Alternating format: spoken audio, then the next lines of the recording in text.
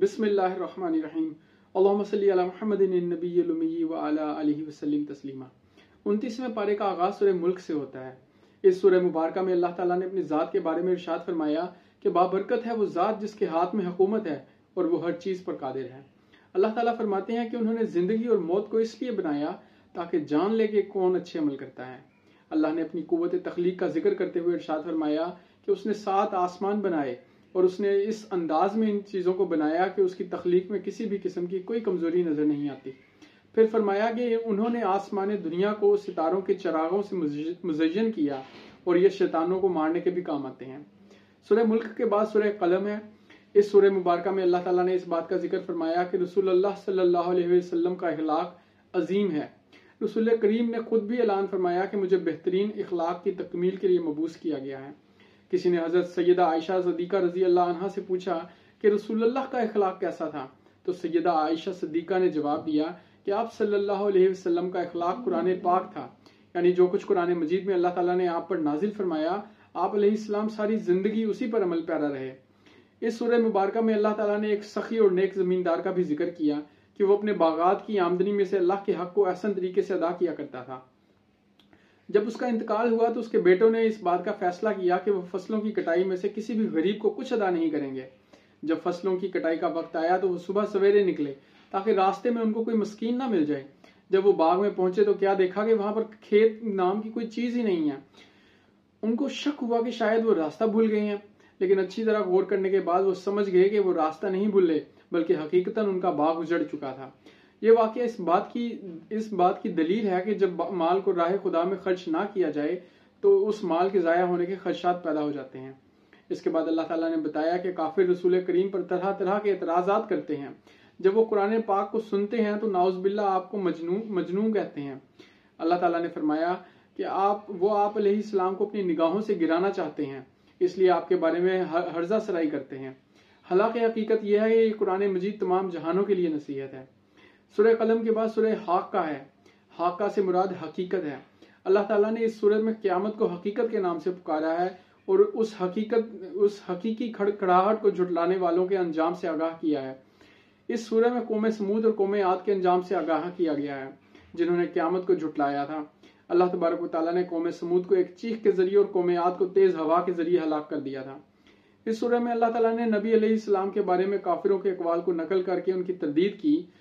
کافر رسول اللہ کو نعوذ باللہ شاعر اور کاہن کہتے تھے، جبکہ اللہ تعالیٰ فرماتے ہیں کہ جو کچھ بھی آپ علیہ السلام پر اترا ہے پروردگار عالم نے اتارا ہے اور اس میں جھوٹ والی کوئی بات نہیں۔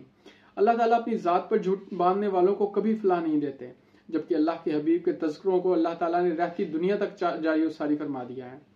اس کے بعد سورہ معارج ہے۔ اس سورہ مبارکہ میں اللہ تعالیٰ نے قیامت کے دن کا ذکر کیا ہے کہ اس کی طوالت 50,000 برس کے برابر ہوگی۔ وہ دن ایسا ہوگا کہ ہر مجرم کی خواہش ہوگی کہ اپنا آپ چھڑوانے کے لیے اپنے بیٹے کو پیش کر دے یا اپنی بیوی اور اپنے بھائی کو پیش کر دے یا زمین میں جو کچھ ہے اس کو بطور فدیہ دے دے۔ اس دن جو لوگ عذاب سے بچیں گے ان کے اوصاف بھی اللہ تعالیٰ نے بیان فرما دیے ہیں۔ یہ وہ لوگ ہوں گے جو اپنی پاک دامنی کا تحفظ کرنے والے ہوں گے۔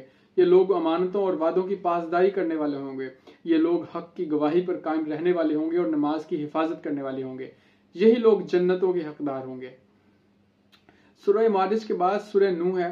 سورہ نوح میں اللہ تعالیٰ نے جناب نوح علیہ السلام کی دین کے لیے محنت کا ذکر کیا کہ جناب نوح علیہ السلام 950 برس تک اپنی قوم کے لوگوں کو توحید کی دعوت دیتے رہے۔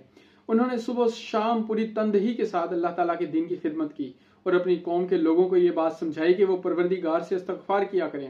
اس کا نتیجہ یہ نکلے گا کہ اللہ تعالیٰ بارشوں کو ان کے لیے سود مند بنا کر نازل فرمائے گا اور ان کے مال اور بیٹوں میں بھی اضافہ کرے گا اور ان کے لیے نہروں کو جاری کر دے گا اور باغات کو آباد کر دے گا۔ سورہ نوح کے بعد سورہ جن ہے۔ سورہ جن میں اللہ تعالیٰ نے جنات کی ایک جماعت کے قبول اسلام کا ذکر کیا ہے کہ انہوں نے قرآن مجید کی تلاوت کو سنا تو کہنے لگے کہ قرآن کیا خوبصورت کلام ہے، ہدایت کی طرف رہنمائی کرتا ہے، بس ہم اس پر ایمان لاتے ہیں اور ہم اپنے پروردگار کے ساتھ شریک نہیں کریں گے کسی کو بھی۔ انہوں نے کہا کہ پروردگار کا مقام بہت بلند ہے، نہ اس کی کوئی بیوی ہے نہ ہی کوئی بیٹا۔ انہوں نے قرآن مجید کی نزول کے بعد اپنی قوم کے لوگوں کو بھی توحید کی دعوت دی، چنانچہ انسانوں کی طرح جنات کے بھی ایک جماعت اہل توحید میں شامل ہو گئی۔ سورہ جن کے بعد سورہ مزمل ہے۔ سورہ مزمل میں اللہ تبارک و تعالیٰ نے اپنے حبیب علیہ السلام کو کہا کہ وہ پوری رات عبادت نہ کیا کریں بلکہ نصف رات سے کچھ زیادہ یا کچھ کم عبادت کیا کریں، اس لیے کہ انہوں نے دن کو بھی بہت سے کام انجام دینا ہوتے ہیں، اور اللہ تعالیٰ کا نام وقفے وقفے سے لیتے رہا کریں۔ رسول اللہ کی محبت کے سبب عبادت میں بہت زیادہ محو ہو گئے تھے، تو اللہ تعالیٰ نے اپنے پیار سے اپنے حبیب کو بتایا کہ آپ پر اپنی جان، اہل و عیال اور سماج کا بھی حق ہے۔ اس سورہ مبارکہ میں اللہ تعالیٰ نے یہ بھی بتایا کہ قرآن مجید جس حد تک ممکن ہو ضرور پڑھنا چاہیے، لیکن چونکہ ہم عربی زبان سے ناواقف ہیں اس لیے ہمارے لیے اسے سمجھ کر پڑھنا لازم ہے۔ اس کے بعد سورہ مدثر ہے۔ اس سورہ میں اللہ تعالیٰ نے ان لوگوں کے انجام بد کا ذکر کیا جو قرآن مجید کو غرور کی وجہ سے جھٹلاتے ہیں، اور ان کو جہنم کا مزہ چکھنا پڑے گا۔ اس سورہ میں اللہ تعالیٰ نے جہنم کے پہرے دار فرشتوں کی تعداد 19 بتائی ہے، اور جہنم میں لے کر جانے والے بڑے بڑے گناہوں میں نماز میں کوتاہی اور مساکین کو کھانا نہ کھلانے کا بھی ذکر کیا ہے۔ اس کے بعد سورہ قیامہ ہے، جس میں اللہ تبارک و تعالیٰ نے قیامت کی گھڑیوں کا ذکر کیا ہے کہ یقیناً قیامت آئے گی، اور کافر جو اللہ کے بارے میں یہ گمان کرتا ہے کہ وہ ہڈیوں کو دوبارہ کیسے بنائے گا، تو اللہ تبارک و تعالیٰ فرماتے ہیں کہ ہمارے لیے انگلیوں کی پوروں کو بھی دوبارہ ٹھیک ٹھیک پیدا کرنا مشکل نہیں ہے۔ اس کے بعد سورہ دہر ہے۔